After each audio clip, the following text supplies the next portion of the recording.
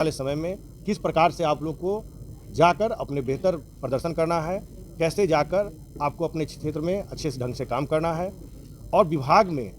आने वाले समय में जो भी अच्छे काम करेंगे उन लोगों को हम लोग सम्मान देने का भी काम करेंगे। जैसा कि हमने पिछले प्रेस वार्ता में भी कहा था कि हम अगर किसी को दंडित करते हैं तो प्रोत्साहन के रूप में जो अच्छे काम करेंगे उनको हम लोग सम्मान भी देने का काम करेंगे। हर घर नल योजना से लेकर उन तमाम लोगों की योजना हर घर पहुंचे जिसको लेकर के बिहार सरकार तत्पर है। ऐसे में पीएचडी मंत्री संजय सिंह ने भी आज एक बड़ा प्रेस कॉन्फ्रेंस किया और सहायक अभियंता के रूप में जितने लोग थे उन्हें सख्त निर्देश दिए। ऐसे में क्या कुछ कहते नजर आ रहे हैं संजय सिंह, पहले देखिए इस वीडियो में। आज लोक स्वास्थ्य अभियंत्रण विभाग के द्वारा नवनियुक्त सहायक अभियंताओं का 104 जो नवनियुक्त सहायक अभियंता हैं उनको एक दिवसीय उन्मुखी कार्यक्रम रखा गया था। सर सामने देख के बात कीजिए। उस कार्यक्रम में हमारे बिहार के कोने कोने से आए 104 सहायक अभियंता आए थे और ये लोग 2 माह का ट्रेनिंग गया में कर आए हैं। तो आज हम लोगों के सामने एक गेट टुगेदर के रूप में, एक दूसरे को जानने के रूप में, एक दूसरे को पहचानने के रूप में कि हमारे विभाग के जितने भी सीनियर पदाधिकारी हैं वो सभी को एक दूसरे को जाने,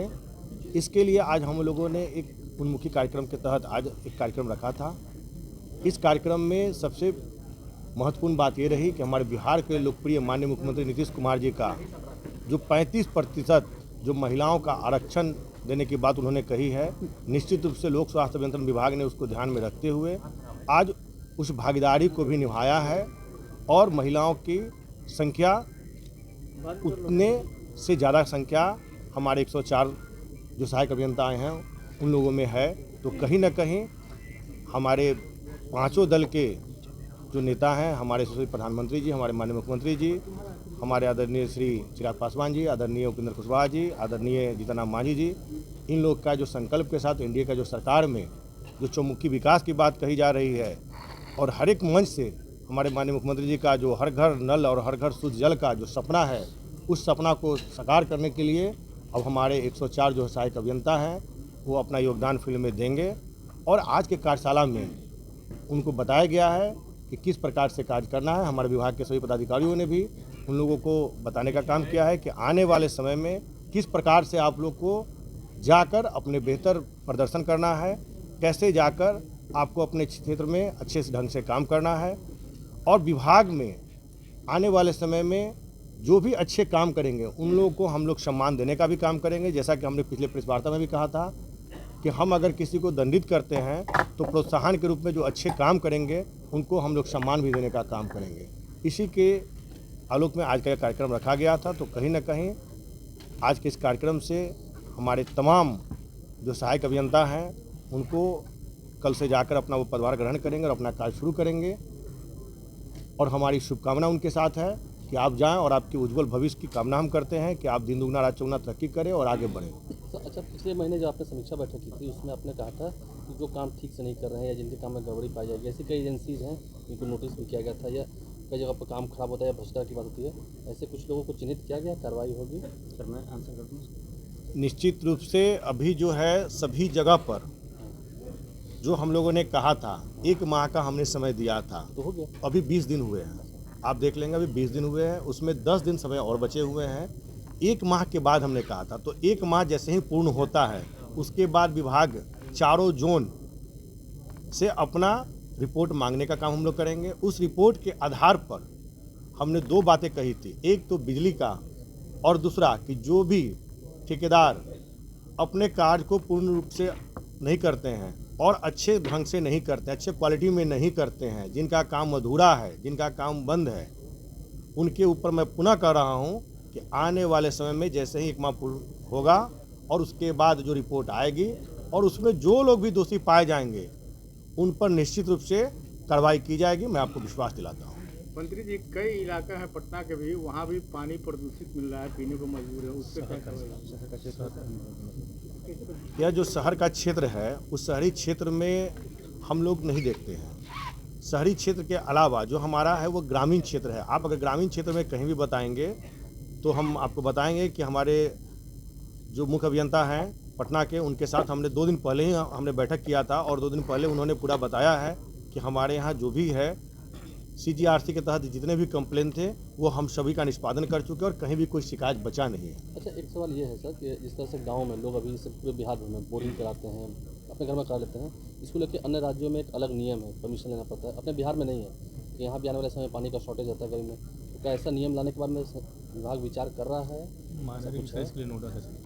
देखिए, इसके लिए तो अभी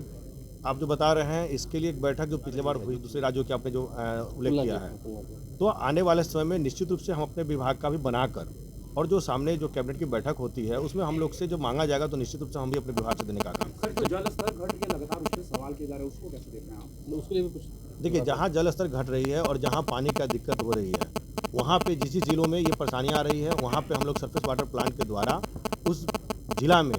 और उस जगह पर हमने पहले भी काम किया है और आगे भी हम लोग काम करेंगे कि जहाँ भी पानी की किल्लत होगी वहाँ पे हम लोग उसको कैसे बेहतर ढंग से पानी का सप्लाई दे पाएंगे, उसके लिए हम लोग सरफेस वाटर प्लांट लगाने का काम करेंगे। और पानी का जो हमारे माननीय मुख्यमंत्री जी का सपना है उसमें कहीं भी जल की कोई समस्या न हो, इसके लिए हम लोग प्रतिबद्ध हैं। गांव में जो नल जल योजना लगाई जाती है और जो पाइपलाइन जाता है, तो कई बार ऐसा देखा जाता है कि जो गांव की सड़कें होती हैं उसको उखाड़ दिया जाता है और जल्दी भरा नहीं जाता। क्या उसके लिए कोई गाइडलाइंस है कि इतना समय सीमा के अंदर उसको भर दिया जाना चाहिए जो पाइपलाइन गया है? नहीं, उसमें क्या होता है कि हम लोग का जो है सड़क के बाद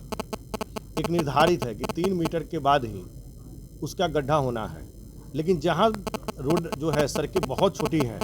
वहाँ पे सड़क के बगल में जहाँ गड्ढे होते हैं तो हमारा जो पाइपलाइन जाता है उस पाइपलाइन का नियम है कि जैसे ही आप गड्ढा में पाइप डाला जाता है उसके तुरंत बाद उसको हम लोग बंद करवा देते हैं।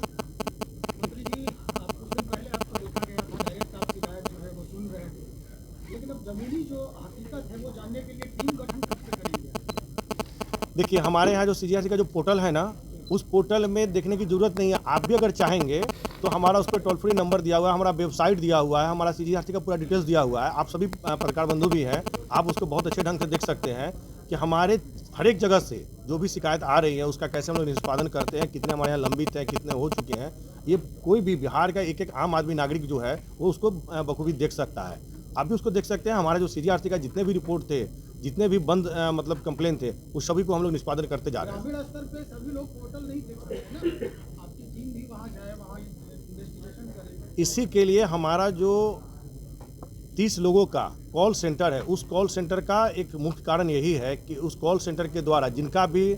कार्य हो जा रहा है उसका तो उनको रिवर्ट कॉल जाता है और उनसे पूछा जाता है कि आपका जो काम था वो हो गया, आप इससे संतुष्ट हैं। जब वो बोलते हैं कि हम आपके कार्य से संतुष्ट हैं, तब उस कार्य को बंद किया जाता है, उस कंप्लेंट को बंद किया जाता है। तो आप जो बोल रहे हैं उसी की समस्या के लिए हम लोगों का 30 लोगों का जो कॉल सेंटर है उस काम को करने के लिए पूरे बिहार में वो लगातार लगी रहती है। सर, कभी कभी अधिकारियों के व्यवहार को लेकर आम जनता सवाल करती है, बात करने के तरीकों को लेकर। मैं तो अपने सभी पदाधिकारियों से बहुत खुश हूँ, चूँकि हमारे विभाग में ऐसा अभी तक किसी लोगों का कंप्लेंट, चाहे कोई आम जनता हो या ठेकेदार हो या फिर कोई आम लोग भी हो, अभी तक मेरे पास ऐसी शिकायत नहीं आई है। अगर भविष्य में ऐसा कोई शिकायत आएगा तो निश्चित रूप से हम लोग उस पर कार्रवाई करने का काम। तो सुना आपने, जहां उन लोगों को सम्मान देने की बात कही गई और आपको बता दें हर घर नल योजना से लेकर हर घर में उन तमाम वंचित लोगों को सभी सहायता पहुंचाने को लेकर उन्होंने बात कही है। फिलहाल इस पूरे रिपोर्ट में इतना ही। बहुत बहुत शुक्रिया।